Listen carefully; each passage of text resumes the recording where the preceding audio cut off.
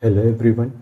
Today we are going to study the topic perfectly inelastic collision in one dimension.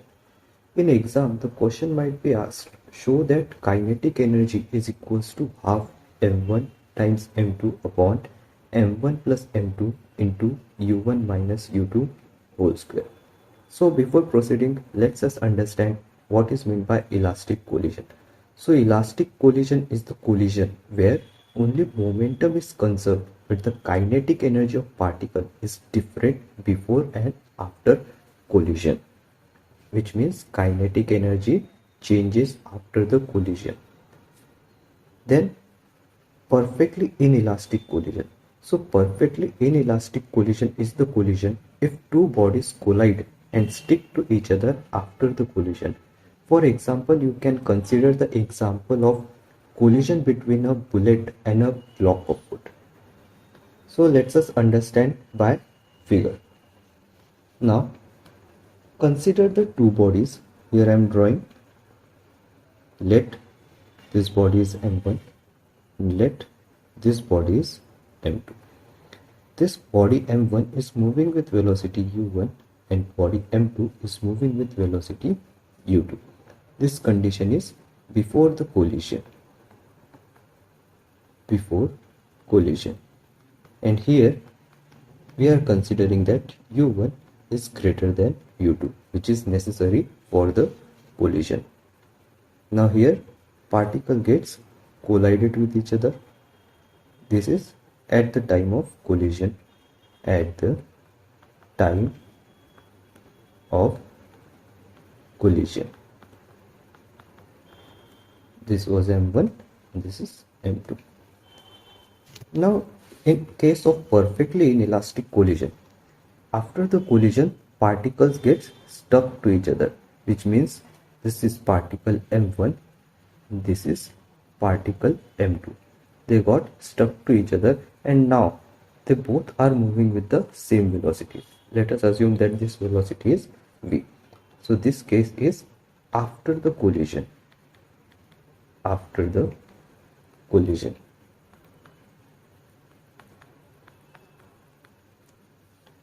Now here we are going to apply the law of conservation of momentum, since we have seen in definition that only momentum is conserved but kinetic energy is different, which means kinetic energy is not equals to zero in case of inelastic collision, which we are going to prove further. So here I am writing according to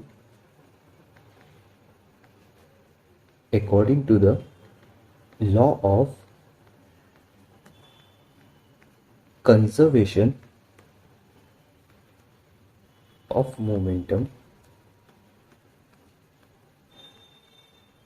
Now according to the law of conservation of momentum, we have m1 u1 plus m2 u2, which will be equals to m1 v plus m2 v, where u1 is velocity before the collision of particle m1 and u2 is the velocity of particle m2 before the collision.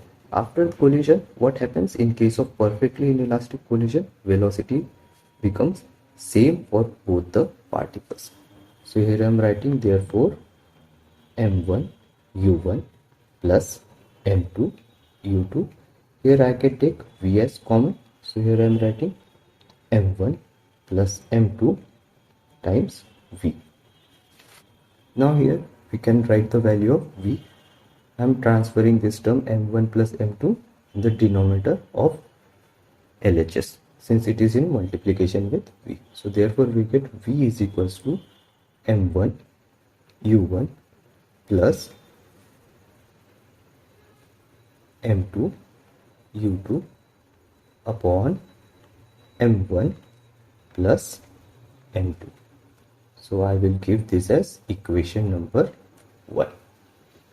Now since I told you that kinetic energy changes after collision in case of perfectly inelastic collision, so here I am writing the two cases of kinetic energy, that is kinetic energy before collision. Kinetic energy before collision which will be equals to half m1 u1 square plus half m2 u2 square, where u1 and u2 are the velocities of particles before the collision. I will give this as equation number 2. Similarly, kinetic energy after the collision. Kinetic energy after collision, which is equals to half m1 v square plus half m2 v square, since velocities of both the particles after collision is same. So here I can take v square as common term. So here half m1 plus m2 into v square. This is our equation number 3. Now here what we have to find is change in kinetic energy, which means we are going to subtract equation 2 from equation 3. So here I am writing change in kinetic energy. And how we are going to find out is by subtracting equation 2 from equation number 3. So here I am writing delta Ke, which means change in kinetic energy is equals to half m1 u1 square plus half m2 u2 square. This is from equation number 2. Now half m1 plus m2 v square. This was from equation number 3. Give this equation number 4. Now in equation number 1, we have already found out the value of v, which we are going to substitute in equation number 4. So here I am writing now from equation 1, substituting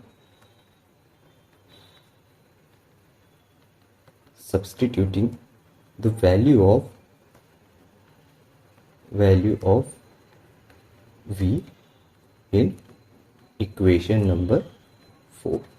So after substituting, we get change in kinetic energy delta Ke is equals to half m1 u1 square plus half m2 u2 square minus half m1 plus m2. These terms were same. Here we don't change it. Now we are going to substitute the value of v square. Now m1 u1 plus m2 u2 upon m1 plus m2. And since you can see in equation number 4 there is square of v, here we are writing the square. In next step, we are writing half m1 u1 square plus half m2 u2 square minus half m1 plus m2. Now here what I am doing is I am going to separate this square term.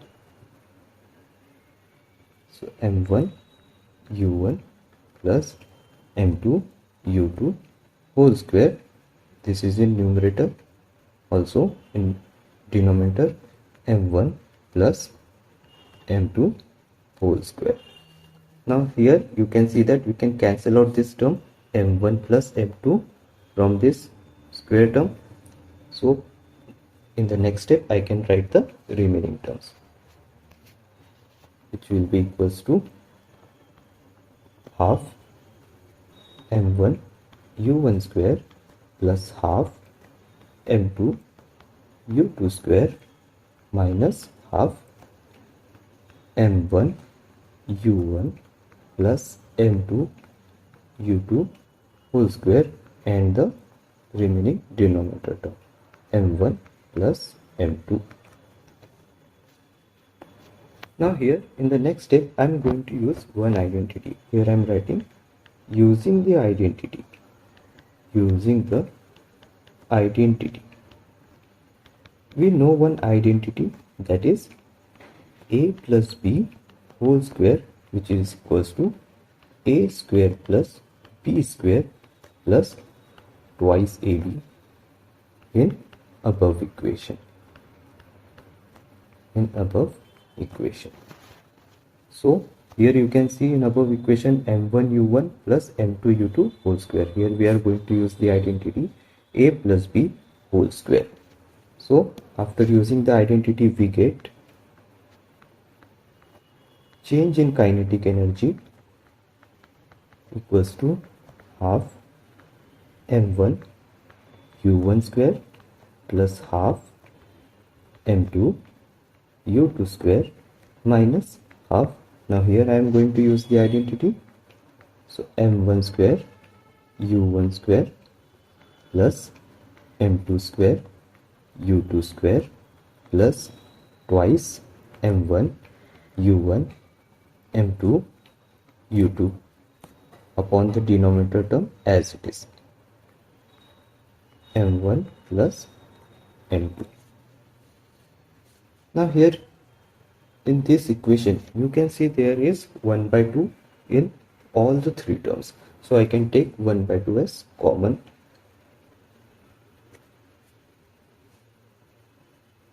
Here I can write the remaining terms m1 u1 square plus m2 u2 square minus bracket m1 square u1 square plus m2 square u2 square plus twice m1 u1 m2 u2 and bracket close upon the remaining term m1 plus m2. Now what we are going to do here is we are going to cross multiply. How we can do that? Here simply I can assume in denominator of m1 u1 square plus m2 u2 square there is no term, so I can assume it as 1 in the denominator. So I can write half. Here now I am going to cross multiply, that is m1 plus m2 into this term m1 u1 square plus m2 u2 square. Also this term by 1, so we get this same term m1 square u1 square plus m2 square u2 square plus twice m1 u1 m2 u2 bracket closed, and in the denominator 1 into m1 plus m2 is nothing but m1 plus m2 and square bracket gets closed. Now in the next term I can take this denominator m1 plus m2 outside this square bracket. So I can write change in kinetic energy is equals to 1 upon twice m1 plus m2, and I can write the remaining terms in bracket also at the same time multiply them. So m1 will get multiplied by this bracket first, m1 u1 square plus m2 u2 square. Now next term m2 with the same bracket m1 u1 square plus m2 u2 square, this bracket closed, minus. Now here I can minus this whole bracket, a multiplier by minus this whole bracket, so we get minus m1 square u1 square, this minus m2 square u2 square, and this becomes minus twice m1 u1 m2 u2. Here what I have done, I simply just multiplied this whole bracket by minus sign and the square bracket closed. Now here you can see we can cancel out the sum terms. Before that, let us further simplify this equation. Kinetic energy equals to 1 by 2 m1 plus m2. Let's simplify. So what we get here is m1 square u1 square plus m1 m2 u2 square plus m2 m1 u1 square plus m2 square u2 square minus m1 square u1 square minus m2 square u2 square minus twice m1 u1 m2 u2 and bracket close. Now we are going to cancel out some terms. See here m1 square u1 square and this minus m1 square u1 square, also plus m2 square u2 square by this minus m2 square u2 square. Now I am going to write the remaining terms. Therefore, change in kinetic energy is equals to 1 by twice m1 plus m2. Here I can write m1 m2 u2 square plus m1 m2 u1 square minus twice m1 u1 m2 u2. Here I can now take out the terms m1 into m2 common from all the three terms, so I can write it outside the bracket. So therefore change in kinetic energy will be equals to nothing but 1, here I am writing m1 into m2 which I have taken from this bracket upon twice m1 plus m2. Now write the remaining terms as it is, that is u2 square plus u1 square minus twice u1 u2 and square bracket close. Now here you can see one identity. Here I can write using the identity